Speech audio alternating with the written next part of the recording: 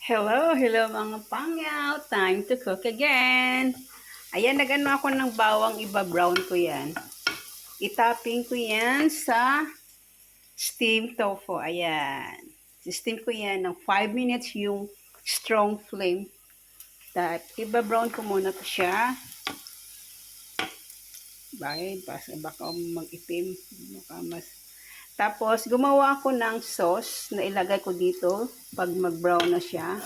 Itong sauce na to, oyster sauce, cornstarch, sugar, little bit na sesame oil, at little bit na soy sauce at tubig. Yan. Yan. Nag-brown na yun. Nag-brown.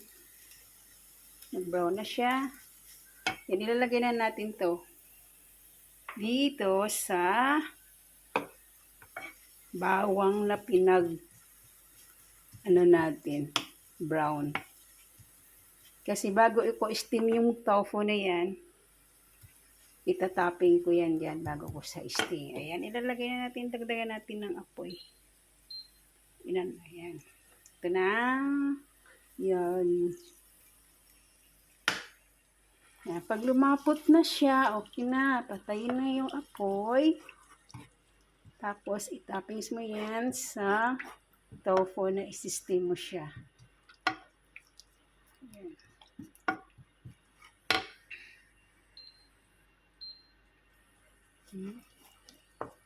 Ayan.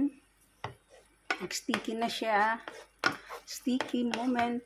Ayan. Kayo na mag-adjust kung ilang spoon yung kung dipindi sa gawin. Patayin ko na. Ngayon, ita-toppings ko na bago ko siya steam. Para ma-absorb siya habang tin-steam. 5 minutes lang ha. Yun. Sarap yan mamaya dong. Yun. 5 minutes lang yung pag-steam ito.